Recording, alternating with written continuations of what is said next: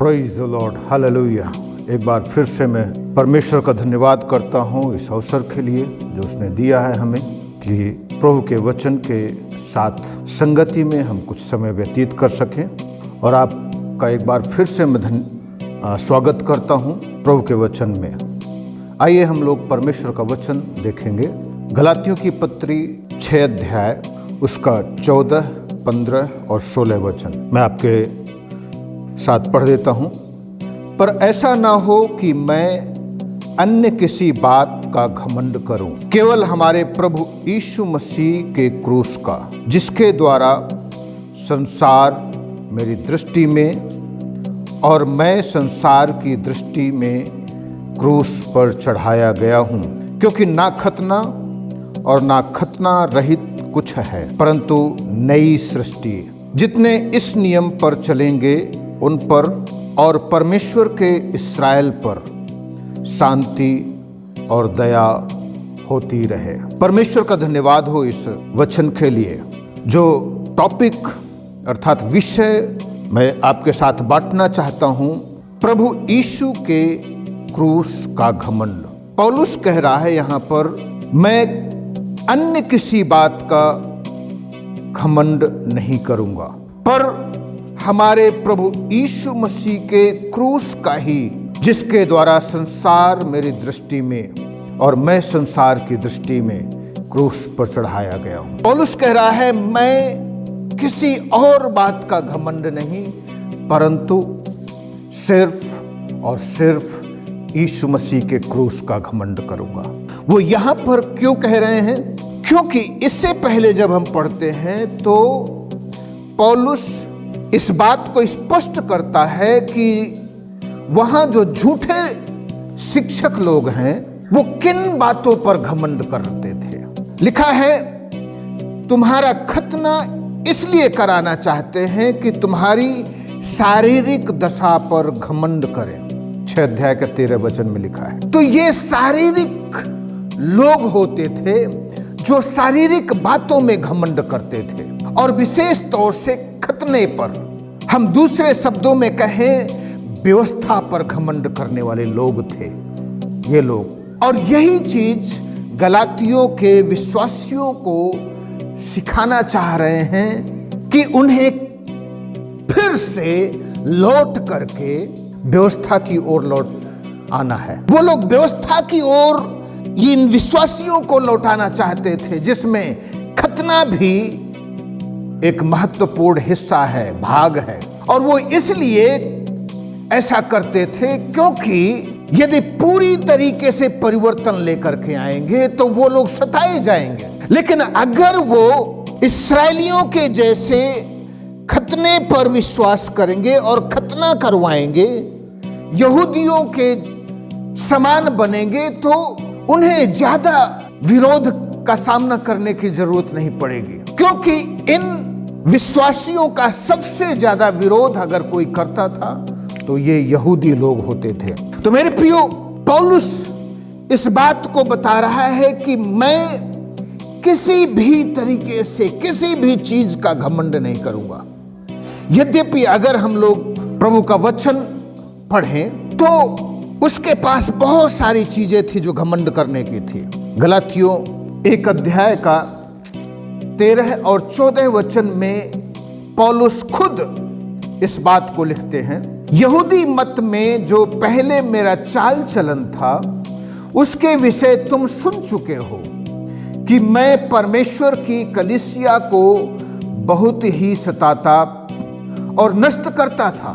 अपने बहुत से जाति वालों से जो मेरी अवस्था के थे, यहूदी मत में अधिक बढ़ता जाता था और अपने बाप दादाओं की परंपराओं के लिए बहुत ही उत्साही था। तो वहां पर ये बता रहे हैं कि यदि मैं अपने पहले पृष्ठभूमि को बताऊं तो मुझसे ज्यादा उत्साही कौन हो सकता है।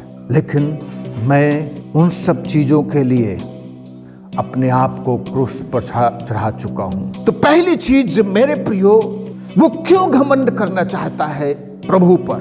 पहली चीज, क्योंकि वो उस प्रभु को जानता है जो क्रूस पर चढ़ाया गया है। यीशु मसीह मनुष्यों के पापों के लिए, लोगों के अपराधों के लिए, ताकि लोग उस दंड और परमेश्वर के क्रोध से बच जाएं, यीशु मसीह क्रूस पर चढ़ाया जा चुका है। यहां पर गलातियों में पौलुस लगभग 45 बार यीशु मसीह और यीशु मसीह के कार्यों से संबंधित बातें करते हैं। क्यों? क्योंकि पौलुस यीशु मसीह जो क्रूस पर चढ़ाया गया है उसके महत्व को जानते हैं। क्योंकि मनुष्य पाप की दशा में है। जब हम प्रभु का वचन पढ़ते हैं, रोमियो की पत्री 3 अध्याय का 9 वचन, तो वहां पर प्रभु का वचन बताता है, तो फिर क्या हुआ? क्या हम उनसे अच्छे हैं? कभी नहीं, क्योंकि हम यहूदियों और यूनानियों दोनों पर यह दोष लगा चुके हैं कि वे सबके सब पाप के बस में हैं। तो हम सब के सब पाप के बस में हैं, चाहे वो यहूदी हो चाहे वो यूनानी हो। यहूदी यह कहकर के नहीं बच सकता है कि मैं सारी व्यवस्था को मानता हूं, क्योंकि यहूदी की क्या बड़ाई और खतने का क्या लाभ। हम जब सबके सब पाप की अधीनता में हैं, तो कौन और हम लोगों का कैसे उद्धार हो सकता है? सबने पाप किया है। प्रभु का सेवक सुलेमान जब प्रार्थना कर रहा है अपने मंदिर के समर्पण के समय, सुलेमान कहता है, निष्पाप तो कोई भी मनुष्य नहीं है। सो मेरे प्रियो, सब ने पाप किया है और सब दंड की अधीनता में है, चाहे वो यहूदी हो चाहे वो यूनानी हो। सो इसलिए पौलुस यहां पर बता रहे हैं कि हमारे पास घमंड करने के लिए कुछ है ही नहीं, क्योंकि एक यहूदी होने के नाते मैं व्यवस्था में बहुत ही तेजी से बढ़ता जाता था, बहुत ही उत्साही था अपने जाति भाइयों के बीच में, और जो भाई लोग मेरी उम्र के थे उनके बीच में मैं सबसे ज्यादा उत्साही था। और मेरा उत्साह इतना हो गया था कि मैं विश्वासियों को सताता था, और जितने भी विश्वासी होते थे उन सबको बंदी गृह में बांध बांध करके डालता था, और पुरनियों और शास्त्रियों और फरीसियों और महायाजकों से चिट्ठी लेकर के दमिश्क जा रहा था कि वहां पर जितने विश्वासी थे उन सबको बांध बांध करके मैं लेकर के आऊं। लेकिन एक क्षण आया मेरे जीवन में जब मुझ पर दया हुई और वो क्रूस पर चढ़ाया गया प्रभु जो मुर्दों में से जी उठा है, उसने मुझ पर अपने आप को प्रकट किया और मुझे जीवन दिया।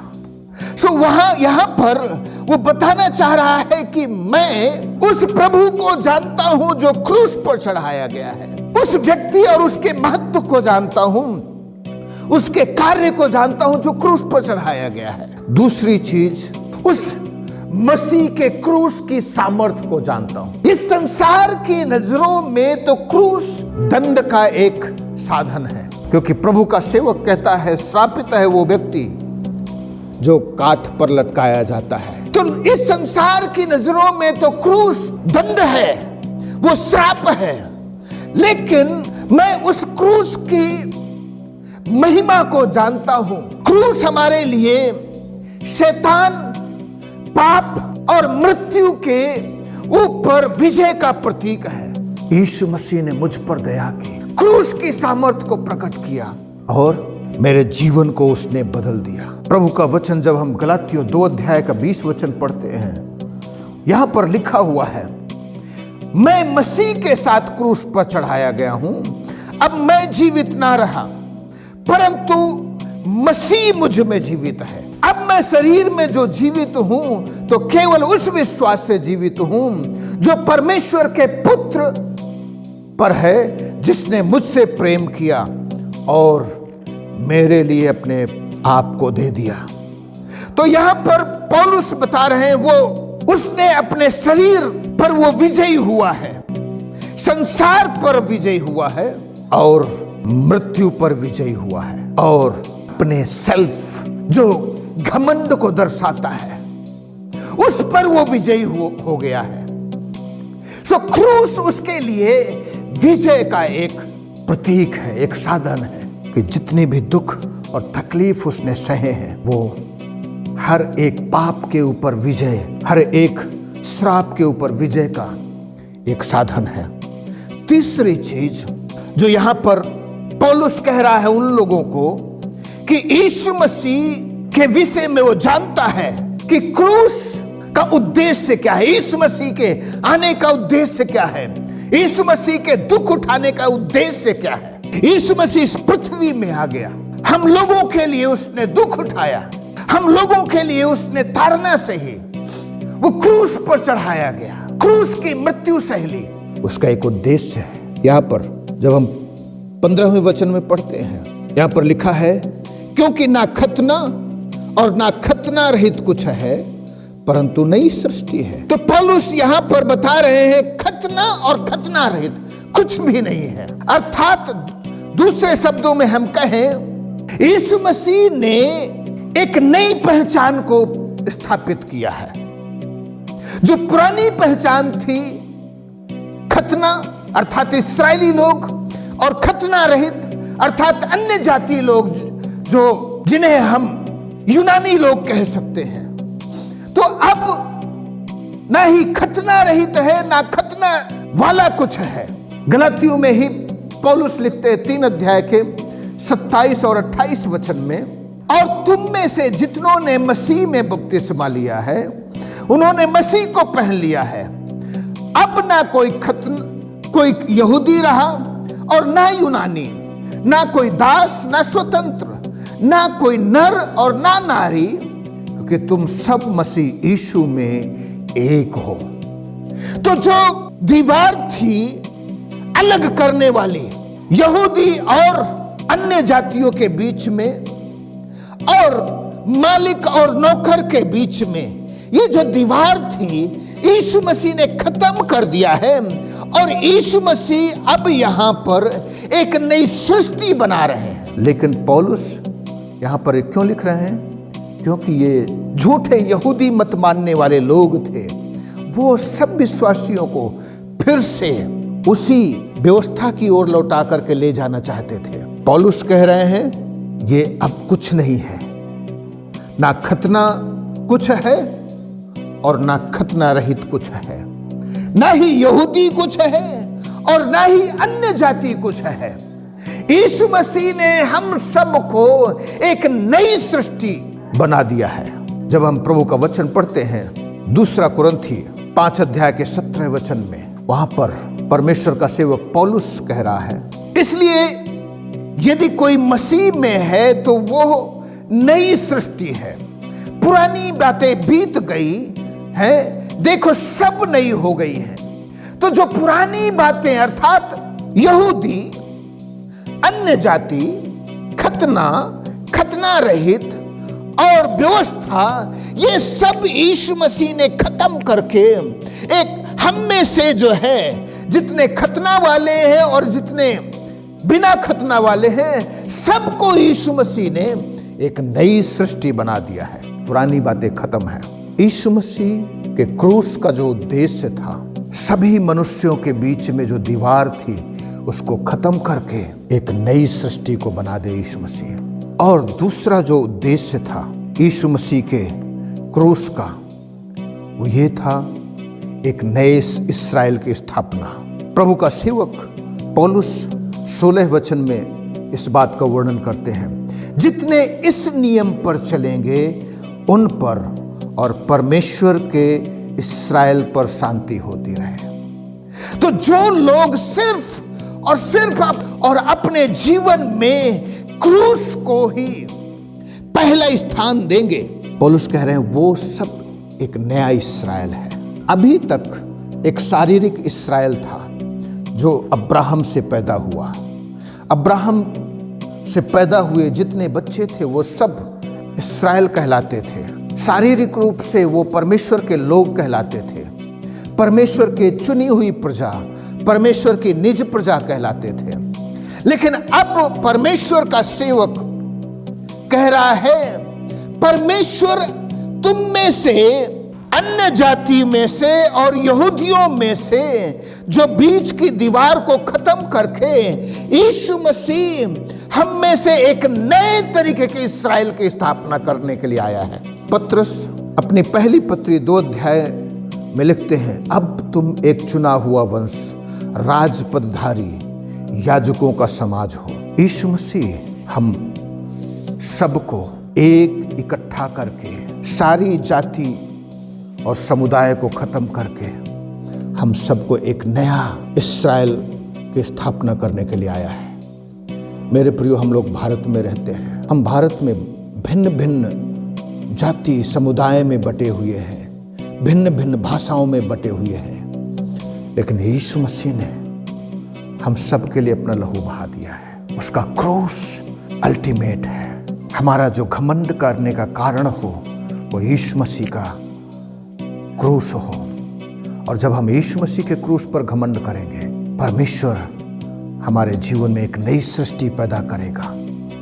हम लोगों के बीच, हम लोगों को उसने एक नई सृष्टि की स्थापना करने के लिए आया है। वो उसका क्रूस हमें एक नए इस्राएल में बदलने के लिए आया है। तो आइए मेरे प्रियो, प्रभु का सेवक गलातियों की पत्री में शुरुआत वहाँ पर वो श्राप से करता है, जो सुसमाचार मैं सुनाता हूँ उससे अलावा अगर वो सुसमाचार सुनाता है तो ऐसा व्यक्ति श्रापित है। लेकिन अब पौलुस आशीर्वाद से इस पत्रिका को समाप्त करना चाहता है।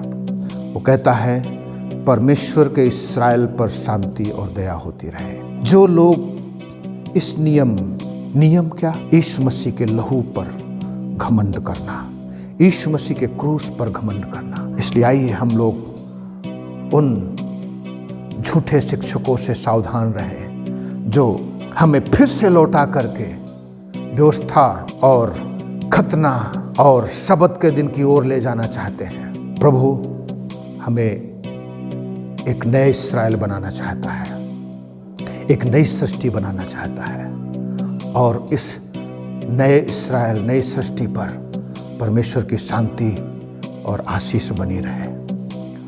आइए हम लोग प्रार्थना करें। परमेश्वर पिता, दयालु प्रभु, अनुग्रहकारी परमेश्वर पिता, अनुग्रह कर ताकि हम प्रभु तेरे क्रूस की ओर ही सदैव देखते रहे। और प्रभु, जो तूने हमें एक नया इस्राएल बनाया है, एक नई सृष्टि स्थापित किया है, प्रभु तेरी आशीष और तेरी दया और तेरा अनुग्रह और तेरी शांति बनी रहे। मैं प्रार्थना करता हूँ प्रभु, जो तेरा वचन सुन रहे हैं, यदि आज कोई बीमार है, अपना हाथ बढ़ा करके स्पर्श कर, हर एक को छू करके चंगा कर और आश्चर्य कर्म कर। यीशु के नाम से मांगते हैं, आमीन आमीन। प्रभु आप सबको आशीष दे, सबको जय मसीह की।